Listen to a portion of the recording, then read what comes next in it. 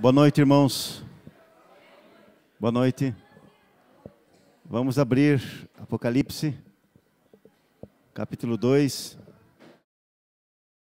Capítulo 2, verso 18 de Apocalipse.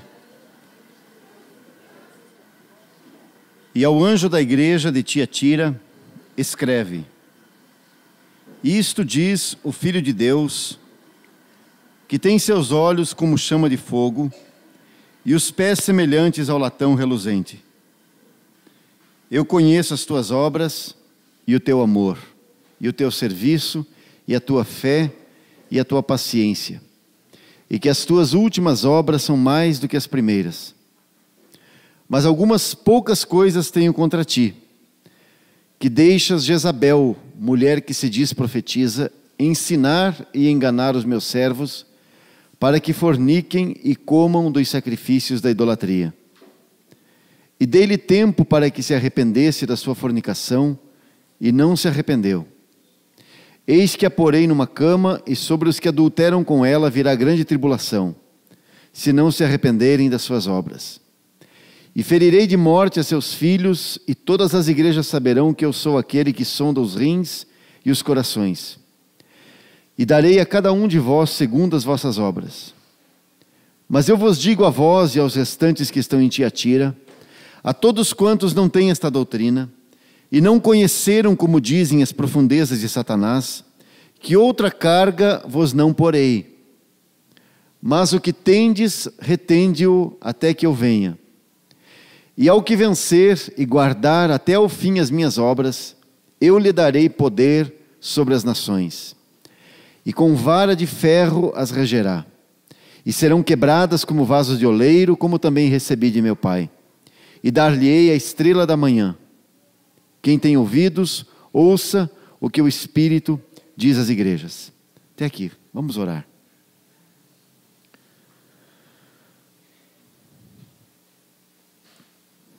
Nós queremos entregar esse tempo aqui a Ti, Senhor, nessa tarde. Queremos suplicar que o Senhor venha nos dar clareza sobre a Tua palavra. Que em momento algum nós percamos a atenção, mas que Tu nos ensines a disciplinar nossas mentes, para que possamos estar atentos àquilo que o Senhor quer nos falar e nos mostrar nessa noite. Nós invocamos a Tua graça, o Teu nome aqui entre nós, e suplicamos que Tu venhas falar conosco hoje, Pai. No nome de Jesus, nós carecemos de ouvir a Tua voz, nós carecemos de ser ensinados pelo Senhor. No nome de Jesus, Pai. Amém. Amém. Semana passada nós começamos esse assunto aí, sobre o declínio e a restauração do testemunho de Deus. Esse é um assunto, assim, extremamente vasto, e eu vou tentar resumir tudo isso e concluir hoje esse assunto com os irmãos, tá bom? Nós paramos nessa altura aqui do verso 18, do capítulo 2, quando nós estamos falando das 7 igrejas do Apocalipse. Essas 7 igrejas, então, elas representam não apenas igrejas reais, com problemas reais daqueles dias, né, lá do final do primeiro século, mas elas também têm um sentido profético. De modo que essas 7 igrejas, elas se referem também a 7 tempos da história da igreja, ou da caminhada da igreja aqui na terra. Nessas 7 igrejas, você sempre tem um grupo que foi vencido, um grupo que foi derrotado, e por isso essas 7 igrejas são uma profecia falando sobre o declínio da igreja, sobre o declínio do testemunho de Deus. Agora, durante todo esse tempo, nesses 7 períodos que abrangem até os nossos dias, Deus nunca deixou esse mundo sem o seu testemunho, ou seja, sem um grupo que guardou e preservou o testemunho de Deus. É isso que nós vemos nessas 7 cartas. Então essas 7 cartas nos falam do declínio da igreja. Mas essas 7 cartas também nos falam que Deus não deixaria as coisas desse jeito. Deus não deixaria tudo perdido, mas que Deus iria restaurar. E aí nós vemos esses sinais aí pelas 7 cartas. Muito bem, nós paramos em Pérgamo e entramos um pouco em Tiatira na semana passada, e eu falava para os irmãos que a igreja em Pérgamo, ela representa a igreja do período quando o Estado romano, o Império Romano, se une à igreja. Então, de modo que você tem um casamento aí. A palavra Pérgamo quer dizer casamento. E isso aconteceu lá no 4º século, mais exatamente. Eu só quero fazer uma pequena correção aí, que no ano 313, quando o imperador lançou um documento chamado Édito de Milão, esse documento não oficializou a religião cristã como religião do império. Esse documento estabeleceu a tolerância para com todas as religiões, porque até então só o paganismo era a religião oficial, e as outras religiões eram perseguidas, inclusive o cristianismo. Então, com esse Édito de Milão, no ano 313, a igreja, ou o cristianismo, se tornou uma religião tolerável, uma religião oficializada. Agora, mais à frente, algum tempo depois, anos depois dessa proclamação, desse édito aí, entre o ano 391 e 392, houve um outro imperador, Teodósio I. Esse sim, ele elevou o cristianismo à condição de religião oficial do império. E a partir desse ponto, todas as outras religiões são proscritas, ou são perseguidas.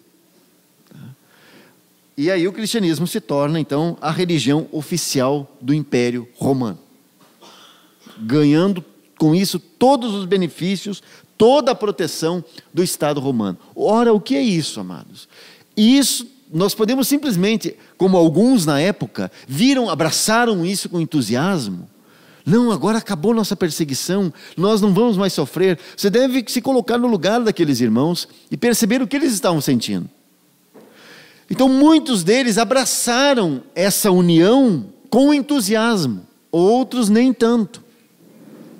E a tragédia desse acontecimento é que isso foi, assim, o ponto mais triste, a maior apostasia que a igreja poderia ter realizado. A igreja se casou com o mundo. Por isso a palavra Pérgamo quer dizer casamento, porque aqui houve um casamento.